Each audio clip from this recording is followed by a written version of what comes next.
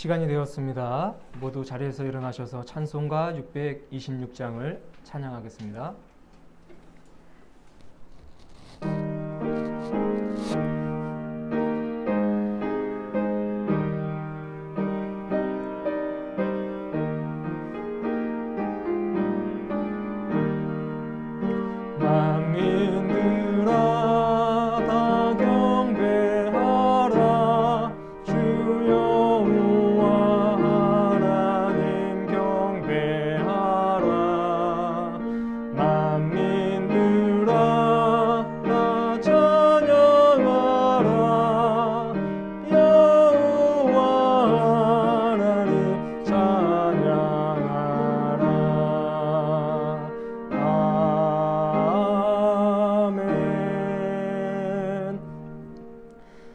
사랑하는 여러분, 오늘은 주연우 제4주입니다. 시편 20편 6절에서 7절 말씀을 힘입어 하나님을 예배하는 자리로 나아갑시다. 여호와께서 자기에게 기름 부음 받은 자를 구원하시는 줄 이제 내가 아노니, 그의 오른손에 구원하는 힘으로 그의 거룩한 하늘에서 그에게 응답하시리로다. 어떤 사람은 병거, 어떤 사람은 말을 의지하나 우리는 여호와 우리 하나님의 이름을 자랑하리로다. 아멘. 29장입니다. 경배찬송 성도여 다 함께 찬양하겠습니다.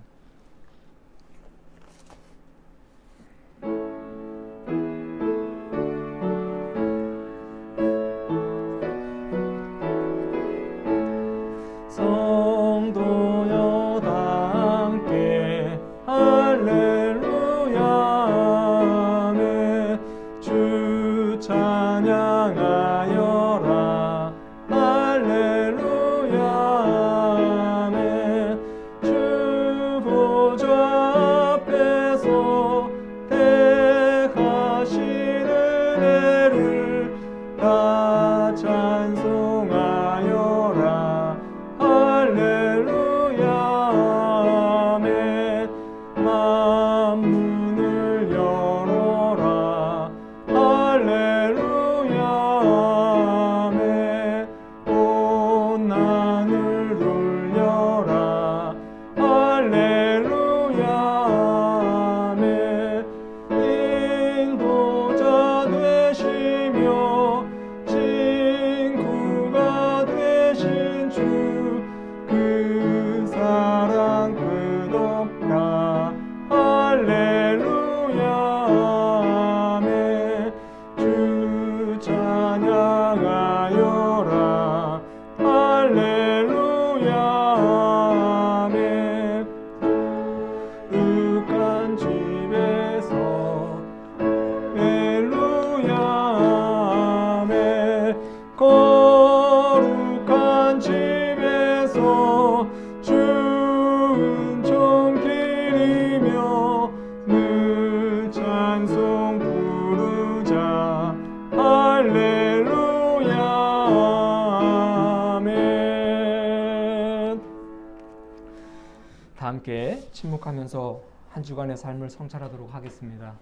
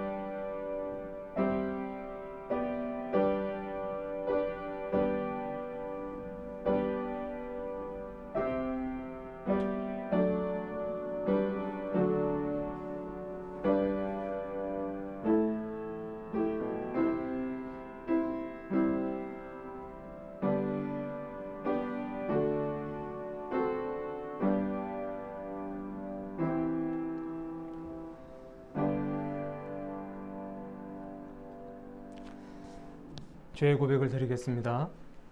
주님, 우리는 연약합니다. 주님을 따르겠다고 다짐했지만 작은 유혹도 이기지 못하였습니다. 십자가를 지겠다고 고백하였지만 조그만 십자가도 짊어지지 않고 도망쳤습니다. 주님, 부끄러움을 고백하오니 용서하여 주옵소서. 힘들고 고대도 주님 닮아가기를 멈추지 않게 하시고 손해를 보아도 십자가를 끝까지 짊어지고 가게 하옵소서. 우리 주 예수 그리스도의 이름으로 기도합니다. 아멘. 진실한 마음으로 참여하는 자에게 우리 주님께서 주시는 위로의 말씀을 들으시길 바랍니다. 어찌 이 여인이 그 젖먹는 자식을 잊겠으며 자기 태에서 난 아들을 긍휼히 여기지 않겠느냐. 그들은 혹시 잊을지라도 나는 너를 잊지 아니할 것이라. 내가 너를 내 손바닥에 새겼고 너의 성벽이 항상 내 앞에 있나니 내 자녀들은 빨리 걸으며 너를 헐며 너를 황폐하게 하던 자들은 너를 떠나가리라. 아멘. 이사야 49장 15절에서 17절 말씀입니다. 교독문 52번입니다. 시편 119편을 교독하겠습니다. 교독문 52번 시편 119편입니다. 청년이 무엇으로 그의 행실을 깨끗하게 하리이까? 주의 말씀만 지킬 따름이니이다. 내가 전심으로 주를 찾았사오니 주의 계명에서 떠나지 말게 하소서. 내가 주께 범죄하지 아니하려 하여 주의 말씀을 내 마음에 두었나이다. 찬송을 받으실 주 여호와여, 우리의 윤례들을 내게 가르치소서. 내가 주의 법도들을 작은 소리로 읊조리며 주의 길들에 주의하며 주의 윤례들을 즐거워하며 주의 말씀을 잊지 아니하리이다.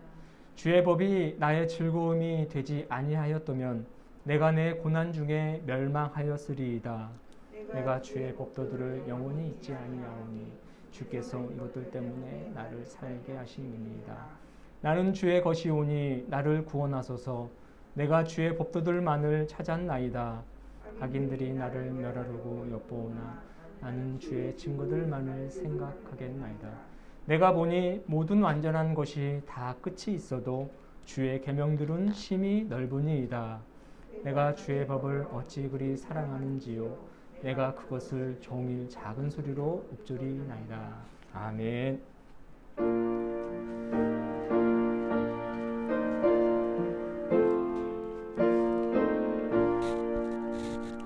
이 천지가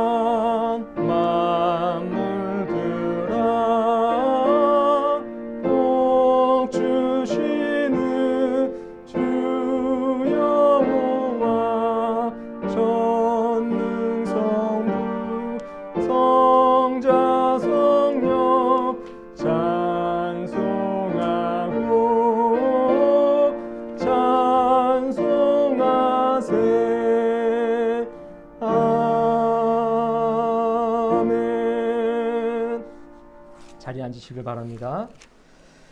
기도하겠습니다. 사랑과 은혜가 충만하신 하나님 아버지 감사합니다. 지난 한 주간 동안도 우리를 살리시고 의로운 손으로 붙들어 주시며 건강하고 또 행복한 삶을 살 수 있도록 길을 열어주심을 감사합니다. 되돌아보면 모든 것이 하나님의 은혜였음을 이 시간 다시 기억하고 주님의 이름을 높여드립니다. 주님, 우리가 드리는 이 찬송과 영광을 받아 주시옵소서. 오로지 주님의 이름만 이 교회를 가득 채우고 더 나아가 온 세계 위에 충만하게 역사하여 주시기를 원합니다. 우리의 쓸 것을 공급하시고 우리가 이 세상을 살아가야 될 이유를 깨우쳐 주심을 감사합니다. 아버지 하나님, 주께서 나를 구원하시고 나를 통하여 우리의 가정을 구원하시며 내가 아는 모든 이들 또 나로 말미암아 함께 더불어 살아가는 모든 이들을 구원하기 위하심을 아버지 이 시간 기억합니다. 나를 통하여 하나님의 영광이 두높아지듯이 나를 통하여 수많은 이들이 주께로 돌아올 수 있는 놀라운 역사가 이루어지게 하여 주시옵소서. 저희를 주님의 도구로 사용하여 주옵시고 주님께서 부르시면 그 부르심에 제일 먼저 응답하며 주께로 나아갈 수 있는 신실한 그리스도인들 되게 하여 주시옵소서. 주님께서 우리의 쓸 것을 공급하시는 줄로 믿습니다. 세상은 늘 항상 어둡고 악하여서 우리의 삶에 필요한 것들을 빼앗으려고 하고 있고, 우리의 삶을 쥐고 흔들며 우리가 늘 고난의 길을 갈 수밖에 없도록 길을 만들어가고 있지만, 주님께서는 그 길목을 차단하시고 우리와 함께 하시면서 우리의 삶에 필요한 것들을 공급하시고 늘 채워주시는 분인 줄로 믿습니다. 이처럼 좋으신 주님만을 믿고 따를 수 있는 신실한 저희들이 되게 하여 주시옵소서. 세상에 눈 돌리지 않게 하여 주시옵시고, 세상의 헛된 가치와 그 현혹에 우리의 마음을 두지 않게 하여 주시며, 오직 주님만을 바라보며 주님 안에 참된 생명과 평안과 더 나아가 우리가 궁극적으로 추구하려고 하는 참된 행복이 있음을 깨닫는 저희들 되게 하여 주시옵소서. 그리스도인들은 세상의 방식이 아닌 하늘나라의 방식으로 살아가는 사람들임을 믿습니다. 하나님께서 보여주신 그 길을 걸어가는 자들인 줄로 믿습니다. 비록 세상의 조롱과 비난과 혼란이 있을지라도 그것에 마음 두지 않게 하시고 묵묵히 주님만을 바라보며 그 길을 걸어갈 수 있는 저희들 되게 하여 주시옵소서. 우리의 마음을 더욱더 단단히 붙잡게 하여 주시옵시고, 오직 주님만을 바라보며 하나님 말씀으로 거듭나는 인생들 되게 하여 주실 줄로 믿습니다. 하나님, 우리 가정을 사랑하시는 줄로 믿습니다. 아버지 하나님, 복된 가정들 되게 하여 주시옵소서. 아버지 하나님을 믿는 그 믿음이 우리 가정을 살리는 줄로 믿습니다. 주님이 우리 가정의 주인이 되어 주시고 주님께서 십자가를 세워 주실 때야지 우리가 비로소 행복한 가정이요, 화목한 가정이요, 서로 사랑하는 아름다운 믿음의 가정이 될 줄로 믿습니다. 아버지 하나님, 우리에게 그런 가정을 허락하여 주시옵소서.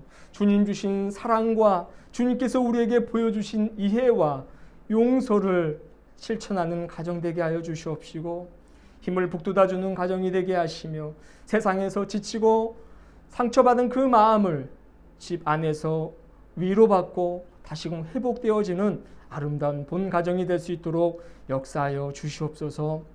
하늘로부터 공급되어지는 신령한 복을 받는 가정들 되기를 원합니다. 오직 주님만을 바라보면서 그 신령한 복을 받고 누리게 하여 주시옵소서. 그 복이 우리의 가정을 차고 넘쳐 흘러서 우리와 관계 맺는 모든 가정들에게도 그 복이 흘러갈 수 있도록 도와주시며, 나만 살아가는 것이 아니라, 우리 가정만 살아가는 것이 아니라 나의 가정으로 인하여서 이웃들의 가정 또한 살아가는 놀라운 역사가 있게 하여 주시옵소서. 새로운 한 주를 시작합니다. 아버지 하나님, 이 한 주는 또 어떠한 일이 우리 앞에 펼쳐져 있을지 모릅니다. 매일매일 반복되는 일상 같지만 그 일상 속에서 하나님의 선하심을 맛보아 알 수 있도록 도와주시옵소서. 어떠한 어려움이 있더라도 그 어려움을 이겨낼 수 있는 신실한 믿음을 소유하게 하시고 성령의 능력을 힘입어서 늘 강건한 인생들 되게 하여 주시옵소서.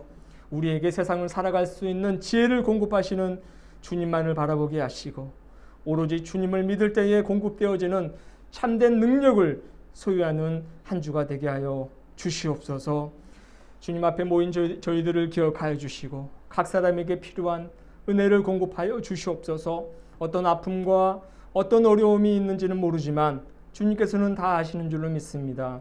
주님 앞에 나아싸우니 주님께서 그 은혜를 부어주시고 그 어려움을 해결하여 주시옵소서. 오직 이 시간이 우리의 영과 육이 회복되어지는 놀라운 은혜의 시간이 되게 하여 주시옵소서. 감사를 드리며 걸어가신 예수님의 이름으로 기도합니다. 아멘.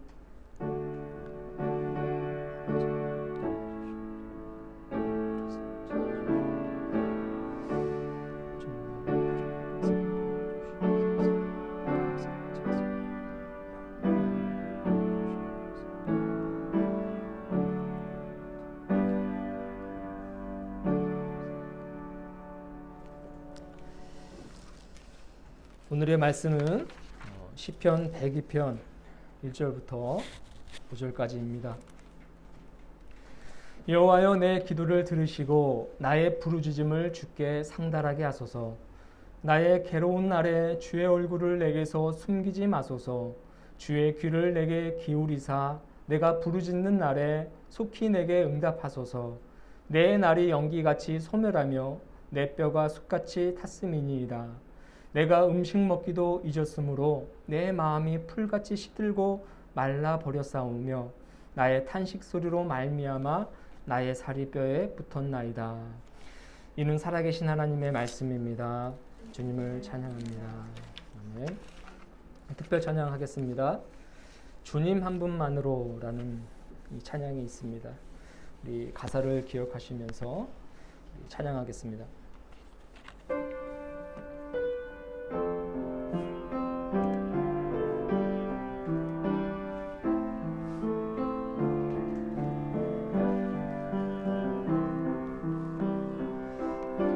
주님 한 분만으로 내 영혼 만족하네. 다른 종류의 즐거움 날 채울 수 없네. 주님 한 분만으로, 주님 한 분만으로 내 영혼 기뻐하네. 세상이 주는 어떤 유혹도 날 흔들 수 없네.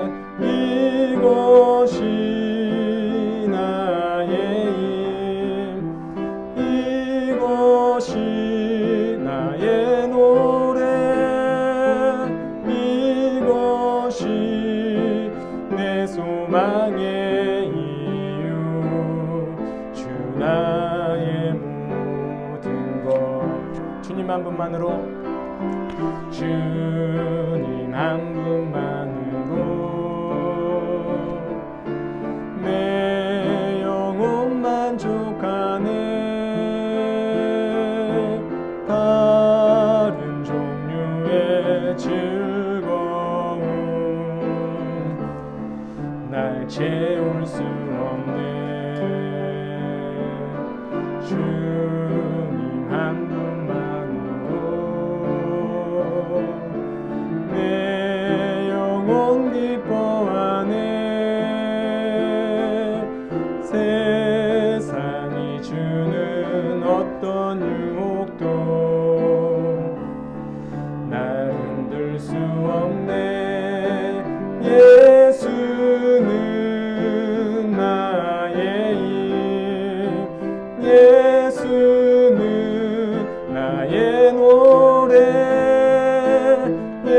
예수는 내 소망의 이유, 주 나의 모든. 이것이 나의 힘, 이것이 나의 힘, 이것이 나의 노래, 이것이 내 소망의 이유, 주 나의 모든 것.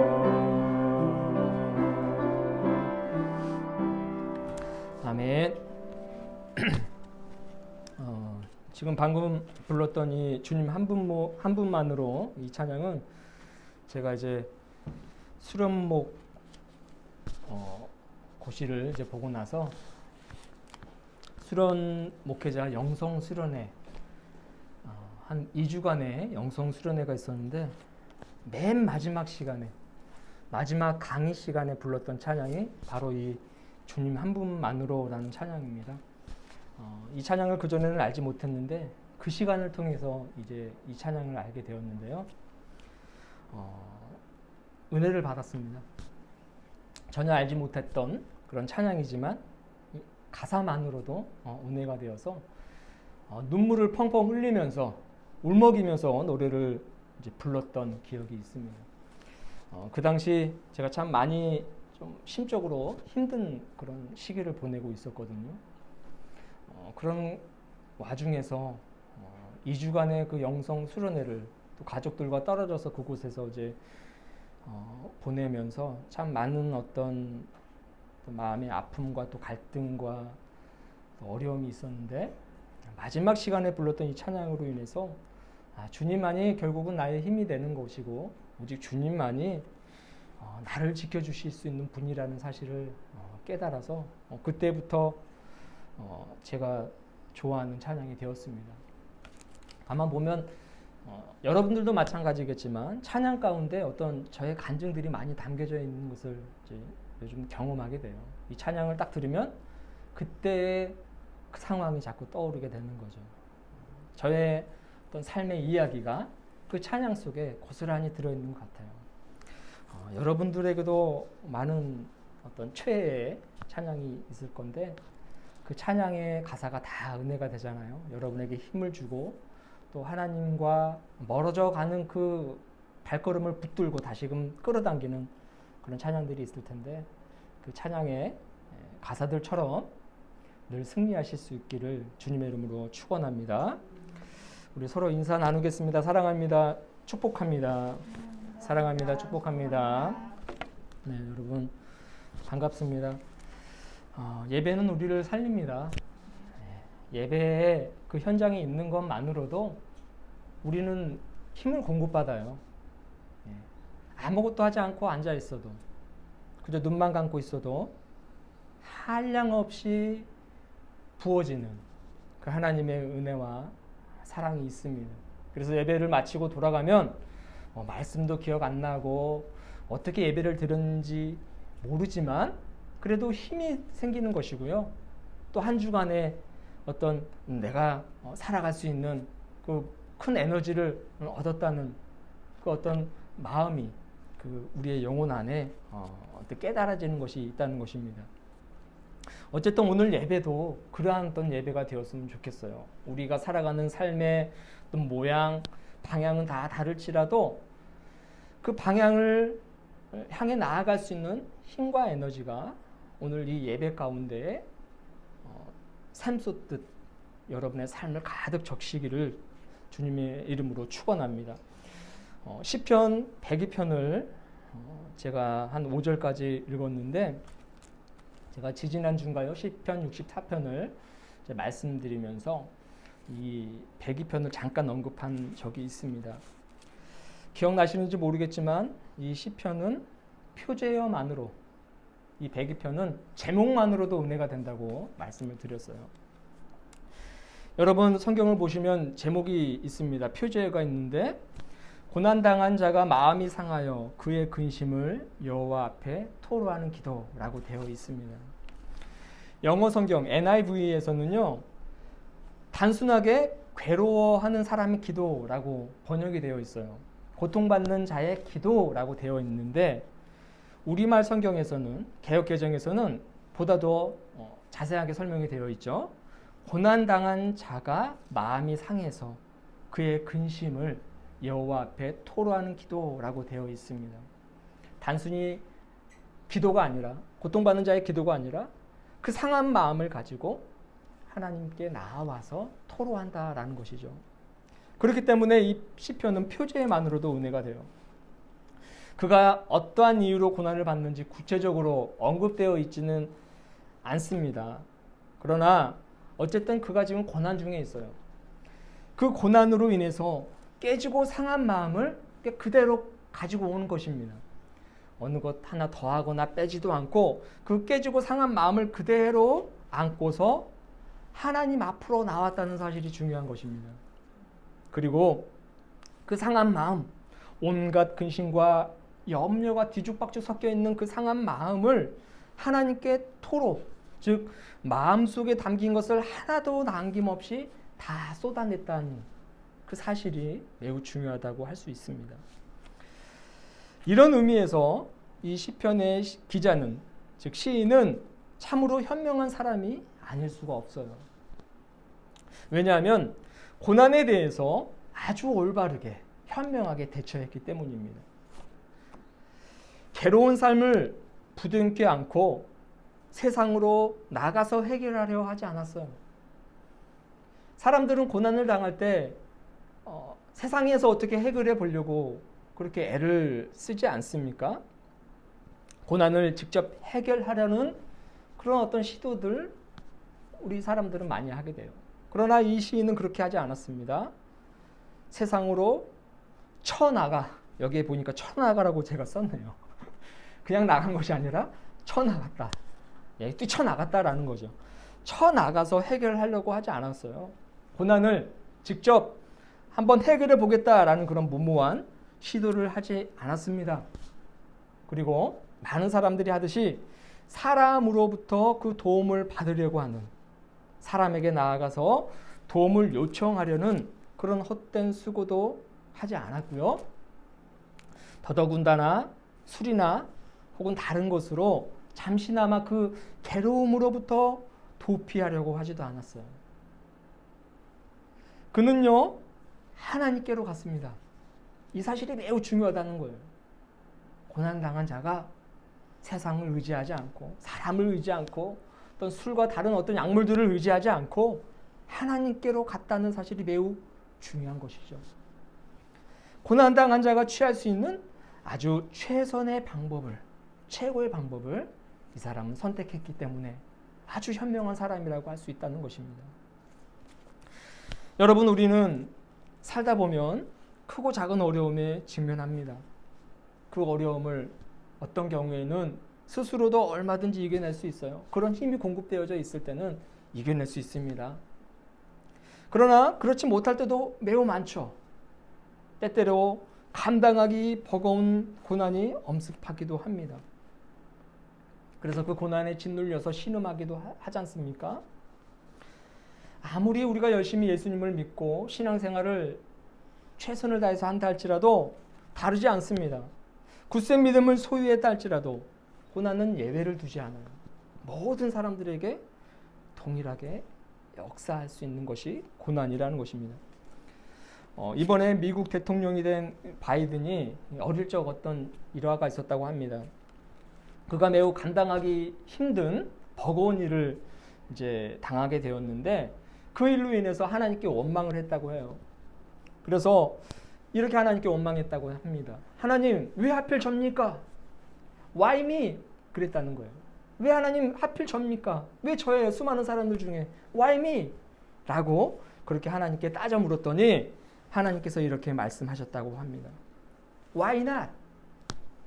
왜 너는 안 되는데? 하나님, 왜 내가 고난을 당해야 합니까? 하나님께서는 왜 너는 고난 당하면 안 되니? 라고 물으셨다는 거예요. 이 음성을 들은 바이든은 그것을 당연하게 받아들였고 Why not? 왜 너는 안 되니? 라는 이 말을 신조로 삼아서 그 당시의 어려움을 이겨냈고 수많은 어려움이 있었을 때마다 이 Why not? 왜 너는 안 되니? 라는 이 말씀을 기억하며 능히 다 헤쳐나갔다고 하는 거예요.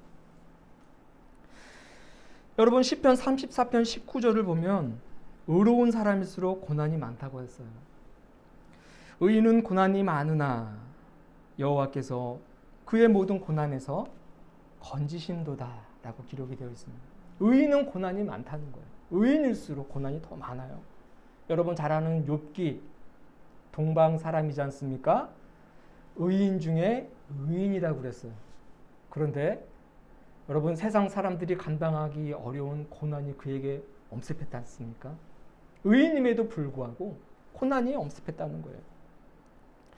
로마서 8장 17절에서는 오히려 이 믿는 자들의 고난 당함을 당연한 것으로 기록하고 있음을 알 수 있어요. 8장 17절 제가 읽어드리겠습니다. 자녀이면 또한 상속자, 곧 하나님의 상속자요 그리스도와 함께한 상속자니 우리가 그와 함께 영광을 받기 위하여 고난도 함께 받아야 할 것이니라. 고난도 함께 받아야 될 것이다 라고 하면서 믿는 자들이 당하는 고난은 아주 당연하게 말하고 있음을 보게 됩니다.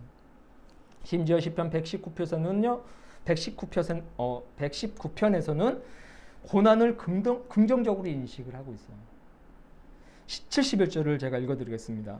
고난당한 것이 내게 유익이라. 아멘. 여러분, 고난당한 것이 내게 유익이다 이렇게 말을 하고 있습니다. 내가 주의 율례들을 배우게 되었다. 그 고난으로 인하여서 하나님의 말씀, 그 율법들을 내가 배우게 되었다. 그렇게 긍정적으로 인식하고 있음을 보게 된다는 것입니다. 무엇보다도 고난이 유익할 수 있는 이유는요, 고난을 통해서 혹은 고난의 길을 걷다가 보면 그 길목에서 하나님을 만나기 때문이에요. 하나님을 찾기 때문입니다. 고난 때문에 하나님을 찾아요.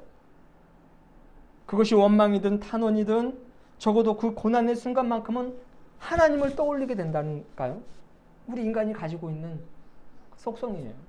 피조물 있는 우리 인간이 하나님을 찾게 되어 있습니다. 고난 중에. 몇 주 전에 부산에서 한 청년이 성당 앞에 세워져 있는 성모 마리아상을 훼손했다는 그런 뉴스가 보도가 되었습니다. 그 청년을 잡아가지고 왜 그랬냐고 물었더니만 취업 스트레스, 즉 취업이 되지 않아서, 너무 취업이 되지 않다 보니까 화가 나가지고 그 성모 마리아상을 훼손했다고 그렇게 이야기를 하더라고요. 일자리를 구하지 못해서 굉장한 어떤 심리적 스트레스, 정신적 어떤 스트레스로 마치 내가 세상에 버림받은 듯한 어떤 그런 생각에 휩싸이게 되고, 결국 나는 아무짝에 쓸모도 없구나, 왜 신은 나를 만들었을까, 이런 생각까지 다 다르게 된 것 같아요. 그러니까 고난 때문에 결국은 신을 떠올리게 되는 어떤 그 지경에까지 이르게 되어서, 물론 우리 개신교회는 사실 그런 내용들이 없지만 성모 마리아상, 그 성모 마리아상을 훼손하는 어떤 그 상태까지 간게 된 거죠. 고통이 그 어떤 천주교에서는 그게 상징이지 않습니까? 그 상징에 표출된 거예요. 사실 이런 예는 무수히 많습니다. 일생을 정말 신 없이, 하나님 없이 살던 사람이 감당하기 벅찬 고난의 길을 걷다가 문득 밤하늘을 밝히고 있는 그 십자가에 이끌려서 문이 열려져 있는 그 교회에 들어가 가만히 앉아 있다가 울고 나오는 경우도 종종 우리가 이제 듣게 되지 않습니까? 그러니까 고난 때문에 신 없이 살던 사람들이 신을 찾게 된다는 거예요. 시편 46편 1절을 보면요, 시인은 이렇게 말합니다. 하나님은 환난 중에 만나는 분이다. 그렇게 말을 하고 있어요. 하나님은 우리의 피난처시요 힘이시니 환난 중에 만날 큰 도움이시라. 이렇게 기록하고 있습니다. 환난은 곧 하나님, 이 공식이 성립되는 거죠. 고난은 곧 하나님, 이 공식이 성립되는 것입니다. 제 개인적인 생각이지만 고난 당하다가 하나님을 찾는 것은요, 고난 없이 일생을 살다가 하나님을 모르고 죽는 것보다 100배, 1000배 좋은 일이라고 생각합니다. 고난 때문에 결국 그는 살게 되기 때문입니다. 결국 우리가 이 시편을 통해서 보게 되지만, 이 시편 시인은요, 고난을 통해서 하나님께로 나아갔어요. 비록 그가 당한 고난은 매우 감당하기 버겁고 매우 고통스러웠겠지만, 그가 하나님께 나와서 가슴을 찢으며 모든 것을 다 토로하였기 때문에 매우 희망적이라고 할 수 있다는 것입니다. 하나님 앞으로 나왔지 않습니까? 결국은 하나님 앞에 나오면 해결되는 거예요. 그런데 많은 사람들이 하나님 앞으로 나오지 않고 세상으로 뛰쳐나간다는 겁니다. 세상에서 어떻게 해결하려고 하고 있고, 아니면 고난은 어떻게 해서든지 잊어보려고 도피하면서 회피하면서 그렇게 살아가는 사람들이 많다는 거예요. 이 시인은 하나님 앞으로 나왔기 때문에 매우 희망적이라고 할 수 있다는 것입니다. 그리고 우리가 나중에 분명히 살펴보겠지만 하나님께서는 그를 고난에서 건지십니다. 하나님께 나아왔기 때문에 고난에서 건지십니다. 여러분 1절을 보면 이 시인은요, 주님께 부르짖으며 기도하죠. 여호와여, 내 기도를 들으시고 나의 부르짖음을 주께 상달하게 하소서라고 그렇게 기록이 되어 있습니다. 여러분, 기본적으로 하나님께서는 우리의 기도를 들으시는 분입니다. 기도를 못 듣거나 외면하지 않으시는 분이에요. 기본적으로 우리의 기도를 들어요. 이런 찬양이 있지 않습니까? 너의 작은 신음에도 응답하시는 분, 작은 신음소리라도 하나님은 들으신다는 거예요. 구체적인 내용이 없는 그런 기도, 탄식, 가슴을 치는 소리, 이런 어떤 신음소리도 하나님은 기본적으로 들으십니다. 시편 17절을 보면요, 귀를 기울여 들으신다고 이야기를 하고 있어요. 여호와여, 주는 겸손한 자의 소원을 들으셨사오니 그들의 마음을 준비하시며 귀를 기울여 들으시고 라고 기록이 되어 있습니다. 우리의 기도에 귀를 기울여 들으시는 분이 하나님이라는 것입니다. 그런데 여러분, 오늘 시편은요, 단순히 기도하는 것이 아니라 그 기도를 넘어서서 울부짖고 있는 거예요. 부르짖음은요, 인간의 평범한 일상의 영역에서 나오지 않습니다. 갑자기 우리가 소리치면서 가슴을 찢고 부르짖을 일은 거의 없지 않습니까? 힘에 부치거나 한계에 도달했을 때, 혹은 정말 감당하기 벅찬 그 엄청난 고통, 죽을 것만 같은 그런 상황에 직면했을 때에 짐승처럼 표효하는 것이 바로 이 부르짖음이라는 겁니다. 본편 1절을 이해하기 쉽게 우리식으로 표현하면, 하나님, 죽을 것 같아요. 살려주세요. 이렇게 지금 기도하는 거나 마찬가지라는 거예요. 여러분, 이 시인이 오죽하면 부르짖겠어요? 그 고통이 얼마나 극심했으면 부르짖겠습니까? 그냥 작은 신음에도 응답하시는 분인데 그 기도를 뛰어넘어 오죽했으면 부르짖고 있겠습니까? 이 시인이 고통이 얼마나 크다면. 그런데 여러분, 우리가 이 한 가지 사실을 여기서 짚고 넘어가야 되는데, 여러분, 우리가 부르짖고 싶을 때 부르짖을 수 있다는 사실만으로도 감사해야 된다는 거예요. 여러분, 세상에는요, 부르짖어야 되는 그런 상태임에도 불구하고, 그러니까 곧 폭발하기 직전에 있는 상태임에도 불구하고 그것을 자각하지 못하는 사람들도 많습니다. 그리고 어떻게 그 부르짖음을 부르짖어야 되는지, 어떻게 부르짖어야 되는지 그 방법을 모르는 사람들도 부죽이 쓰이고요, 부르짖어야 하는 대상을 올바르게 찾지 못하는 경우도 허다하다는 거예요. 그런데 여러분, 우리는 잘 알잖아요. 믿는 자들은 잘 압니다. 부르짖는 것도 잘하고, 어떻게 부르짖어야 되는지도 알고, 누구에게 부르짖어야 하는지도 잘 아는 사람들이에요. 그래서 가만히 보면 이 종교인들, 특별히 우리 개신교인들이 건강하게 오래 산다고 합니다. 왜냐하면 하소연할 때가 있잖아요. 교회 나와서 정말 가슴을 치면서 그렇게 하나님께 울부짖으며 기도하는 어떤 그런 방법들이 우리에게 있기 때문에 건강하게 스트레스 또 이렇게 산다고 해요. 어쨌든요, 부르짖을 수 있는 방법과 어떻게 또 부르짖어야 되고 누구에게 부르짖어야 하는지 그 사실을 이 시인은 잘 알고 있습니다. 2절을 보니까요, 그 대상에게 응답해달라고 간구해요. 하나님께 간구하고 있죠. 나의 괴로운 날에 주의 얼굴을 내게 숨기지 마소서. 주의 귀를 내게 기울이사 내가 부르짖는 날에 속히 내게 응답하소서. 이렇게 말씀을 하고 있다는 거예요. 굳이 간청하지 않더라도 하나님께서는 그 부르짖음을 외면하지 않고 들으세요.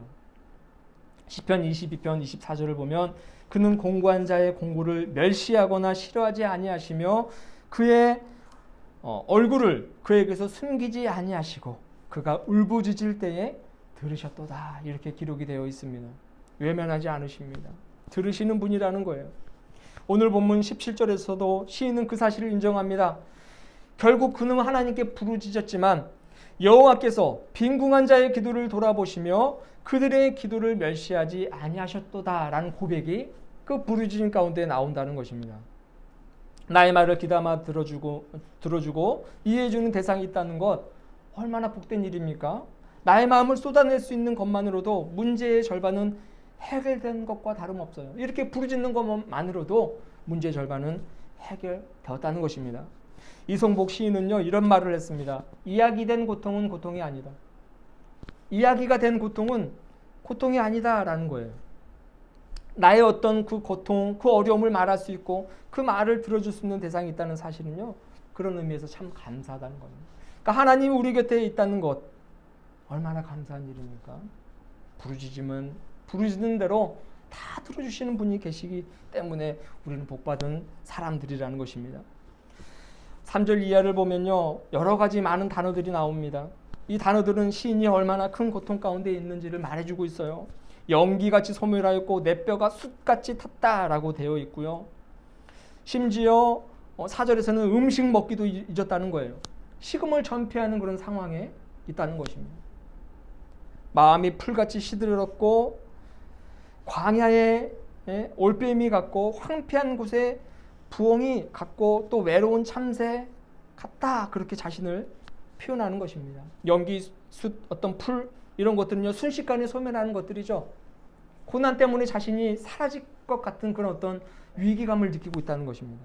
그리고 광야의 올빼미나 황폐한 곳에 부엉이, 외로운 참새, 이런 표현들은요 그가 얼마나 외롭고 지금 쓸쓸해져 있는 상태인지를 극명하게 보여주는 그런 표현들인 것입니다. 심지어 구절을 보면요, 재가 등장합니다. 재는요 비참함을 상징하는 거예요. 비참함을 상징하는 겁니다. 극도의 슬픔을 나타낼 때에 사용되는 표현이 바로 이 재인데, 그런데 여러분, 시인은 어떻게 말합니까? 그 재 위에 앉아 있는 것이 아니라, 재를 뿌리는 것이 아니라 재를 먹고 있다는 거예요. 양식 삼았다고 이야기를 하고 있습니다. 먹을 수도 없고 먹어서는 안 되는 그 재를 양식 삼아 먹었다면 그가 당한 고난의 크기가 얼마나 큰 것인지 우리는 대충 짐작할 수 있지 않습니까? 눈물을 물처럼 마셨다는 말, 그가 흘린 눈물이 얼마나 많은지를 아주 간접적으로 표현하는 그런 내용들입니다. 그러니까 우리가 상상할 수 없는 어떤 어려움과 고난이 이 시인의 삶 속에 지금 한가운데 놓여 있다는 거예요. 여러분, 심지어 이 시인은요 자신의 당한 고통의 원인을 하나님 탓으로 돌리기까지 해요. 10절을 보면요, 주께서 자신을 들어 땅에 패대기 쳤다고 표현을 합니다. 하나님께 도와달라는 맨 처음의 강구가 원망으로 이제 변질되어 버린 거죠. 그런데 여러분, 모든 이런 고난당한 자가 부르는 어떤 이 시들 같은 경우에 이런 수순을 밟습니다. 고난을 당하고 분노가 치밀어 오르고 결국 원망하게 돼요. 고난, 분노, 원망, 이런 순서를 밟습니다. 대부분의 고난당한 자가. 그런데 여기서 끝이 아니에요. 원망 다음에 무엇이 기다리고 있는지 아십니까? 찬양입니다. 하나님을 찬양하게 된다는 거예요. 그 다음에 더욱 중요한 것, 하나님을 신뢰한다는 것입니다. 고난, 분노, 결국 하나님을 원망하지만 하나님을 찬양하게 되고 그 다음에 하나님을 신뢰하게 되는 것이 대부분 고난당한 자들이 밟아가는 수순이라는 것입니다. 믿음의 사람들은 이런 수순을 대부분 다 밟아요. 믿음을 가진 사람들. 오늘 이 고난당한 시인도요, 조금 전까지만 해도 원망하고 하나님을 자신의 신세를 한탄하고 그렇게 했지만 결국 하나님을 찬송하며 신뢰하게 됩니다. 하나님의 선하심을 고백하고 하나님의 돌보심을 확신해요. 25절에서 28절을 제가 세 번역으로 읽어드리겠습니다. 그 옛날 주님께서는 땅에 기초를 놓으시며 하늘을 손수 지으셨습니다. 이것이 모두 사라지더라도 주님만은 그대로 계십니다. 그것은 모두 옷처럼 낡겠지만 주님은 옷을 갈아입듯이 그것을 바꾸실 것이니 그것은 다만 지나가 버리는 것일 뿐입니다. 주님은 언제나 한결같습니다. 주님의 횟수는 끝이 없습니다. 주의 종들의 자녀는 평안하게 살 것이며 그 자손도 주님 앞에 굳건하게 서 있을 것입니다. 할렐루야. 하나님을 찬양하고 결국 하나님을 신뢰합니다. 주님은 한결같습니다. 주의 종 평안하게 살 것입니다. 종의 자녀들 평안하게 살 것입니다. 그 후손들도 평안하게 살 것입니다. 그들은 항상 주님 앞에 흔들림 없이 서 있을 것입니다.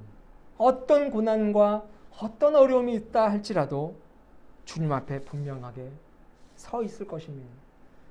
여러분, 이것이 고난당한 자가 마지막에 드렸던 그 기도라는 것입니다. 결국 주님을 찬양하고 신뢰하게 되지 않습니까? 여러분, 우리의 삶을 옥죄고 있는 수많은 고난, 그것은 우리를 더욱더 하나님께로 이끌어가는 하나님의 도구일 수도 있어요. 여러분, 그 사실을 기억하시길 바랍니다. 내가 고난을 통하여서 더욱더 나의 믿음이 성장하고 나의 신앙이 성숙되어지고 내가 더욱더 하나님을 의지하게 되는 수단이 될 수 있다는 사실을 여러분 기억한다면 지금의 이 고난, 이 어려움 능히 이겨낼 수 있을 줄로 믿습니다. 존 웨슬리 목사님께서는 1780년에 쓴 편지에서 이런 말을 했습니다. 모든 고난은 위장되었을 뿐 우리를 향한 하나님의 은혜이다. 고난에는 하나님을 위한 선한 뜻이 담겨 있으며 더욱이 그것은 우리를 주님의 거룩하심과 영광에 참여케 하려는 기쁜 뜻이 있다. 여러분, 이 말씀을 기억하십시오. 고난은 은혜입니다. 하나님께로 나아가는 다리가 됨을 잊지 않으시길 주님의 이름으로 축원합니다. 항상 주님 앞에 서 있으시길 바랍니다. 그 길만이 살 길입니다. 그 길만이 생명의 길인 줄로 믿습니다. 주님은 우리를 평안의 길로 인도하십니다. 늘 우리의 삶을 보살피십니다. 우리의 기도를 들으시고 우리의 고난을 은혜로 바꾸시는 분이라는 사실을 기억하시고 새롭게 시작되는 한 주도 모든 어려움 넉넉하게 이겨내시며 주님을 찬송하며 살아가시기를 주의 이름으로 축원합니다. 기도하겠습니다. 참 좋으신 주님, 감사합니다. 이처럼 고난당한 시인도 하나님을 찬송하고 신뢰하였습니다. 우리의 삶도 주님을 늘 신뢰하며 주님만을 찬송하며 살게 하여 주시옵소서. 행여나 감당하기 벅찬 고난과 어려움이 있을 때에 그 고난과 어려움을 회피하거나 혹은 해결하기 위해 세상으로 뛰쳐나가지 않게 하시고 하나님 앞으로 나아올 수 있는 신실한 저희들이 되게 하여 주시옵소서. 작은 신음에도 응답하신 하나님께 부르짖으며 기도할 수 있도록 도와주시고 하나님을 원망하며 가슴을 치고 그렇게 토로하며 기도하며 살아갈지라도 결국 하나님께서는 우리의 모든 아픔과 슬픔을 다 껴안으시고 결국 은혜로 돌보심으로 응답하신다는 사실을 기억할 수 있는 저희들 되게 하여 주시옵소서. 주님만이 우리의 생명인 줄로 믿습니다. 변치 않으시는 그 사랑으로 우리를 돌보시는 분인 줄로 믿습니다. 이 사실을 기억하며 날마다 승리하며 살게 하여 주시옵소서. 감사를 드리며 예수 그리스도의 이름으로 기도합니다. 아멘. 사도신경으로 신앙 고백을 드리겠습니다. 나는 전능하신 아버지 하나님, 천지의 창조주를 믿습니다. 나는 그의 유일하신 아들 우리 주 예수 그리스도를 믿습니다. 그는 성령으로 잉태되어 동정녀 마리아에게서 나시고 본디오 빌라도에게 고난을 받아 십자가에 못 박혀 죽으시고 장사된 지 사흘 만에 죽은 자 가운데서 다시 살아나셨으며 하늘에 오르시어 전능하신 아버지 하나님 우편에 앉아 계시다가 거기로부터 살아있는 자와 죽은 자를 심판하러 오십니다. 나는 성령을 믿으며 거룩한 공교회와 성도의 교제와 죄를 용서받는 것과 몸의 부활과 영생을 믿습니다. 아멘. 찬송가 50장 1절 부르시면서 준비하신 예물 봉헌하겠습니다.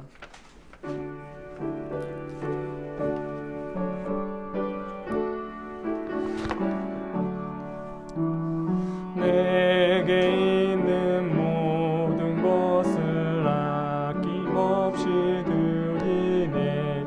사랑하고 의지하며 주만 따라 살리라. 주께 드리네. 주께 드리네. 사랑하는 구주 앞에 모두 드리네. 아멘. 드려진 예물 위해서 기도하겠습니다. 주님 은혜 기억하고 또 잊지 않고 예물을 드립니다. 더불어 우리의 생명과 삶 또한 드립니다. 이 예물이 하나님 나라를 위해 쓰여지는 귀한 도구가 되게 하여 주시옵소서. 필요한 곳에 적절하게 사용되어서 주의 영광을 드러내는 복된 손길이 되게 하여 주시옵소서. 함께 가는 교회를 기억하고 돕는 손길들 위해 복의 복을 더하여 주시고 주님으로 인하여 늘 형통한 삶을 살게 하시며 가정과 또 직장과 사업체에 한량없는 은혜와 복이 공급되어지는 은혜를 경험하게 하여 주시옵소서. 주님 한 분만으로 만족해 하며 살게 하시고 주님만이 생명이며 길이라는 사실을 잊지 않고 살게 하시며 어떤 어려움이 있다 할지라도 결국엔 주님 안에 참된 길이 있음을, 문제의 해결이 있음을 깨닫게 하여 주시옵소서. 더불어 우리의 가정을 주님께 의탁합니다. 우리의 가정들 주님께 사랑 듬뿍 받는 가정 되게 하시고 가정 구성원 모두가 다 건강하게 하시며 코로나19라는 위기 속에서도 서로 사랑하고 의지하고 협력하여서 이 어려움을 능히 이겨낼 수 있게 하여 주시옵소서. 새롭게 시작되는 한 주 주님만 바라보며 살게 하시고 하나님의 선하심을 맛보아 알 수 있는 귀한 한 주가 되게 하여 주옵소서. 감사를 드리며 걸어가신 예수님의 이름으로 봉헌하며 기도합니다. 아멘. 네, 교회 소식은 특별한 것도 없습니다. 중보 기도 제목 잊지 말고 기도해 주시고요. 사회적 거리두기 여전히 2.5단계죠.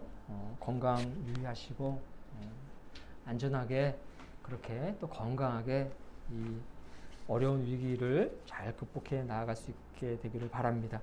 우리 자리에서 일어나시면서 평화 인사 한번 나누겠습니다. 주님의 평화가 당신과 함께, 주님의 평화가 당신과 함께. 파송의 말씀과 파송의 노래 1절, 4절, 2절 부르고 축도로 예배를 마치도록 하겠습니다. 사랑하는 여러분, 아무리 힘들고 어려워도 우리에게 힘과 용기를 주시는 주님만 바라보며 살아갑시다. 주님께 길이 있고 주님께 생명이 있습니다. 주님을 신뢰합니다. 우리와 동행하여 주옵소서. 아멘.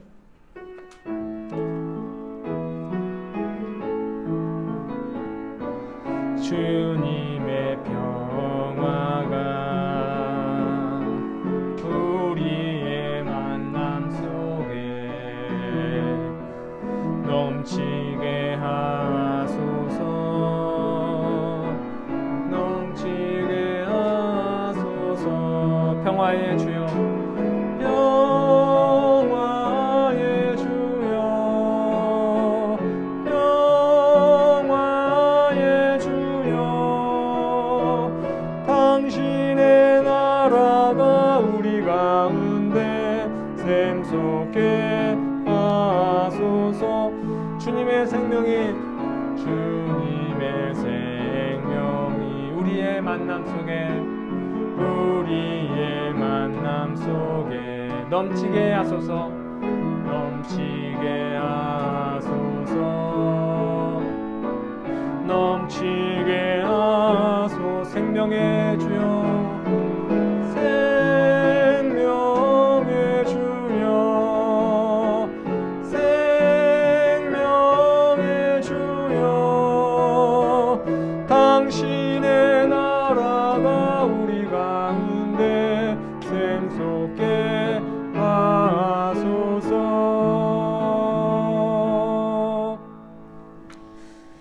이제는 우리 주 예수 그리스도의 구속의 은혜와 하나님 아버지의 놀라우신 사랑하심과 성령의 감화감동, 위로 역사하심이 예배를 통하여 고난도 능히 이겨낼 수 있는 힘과 용기를 공급받고 세상에 나아가 빛처럼 소금처럼 살고자 다짐하는 교우들의 머리 위에와 복된 가정 위에, 더 나아가 이 나라와 이 민족 온 백성들 위에 이제부터 영원토록 함께 하시기를 간절히 축원하옵나이다. 아멘.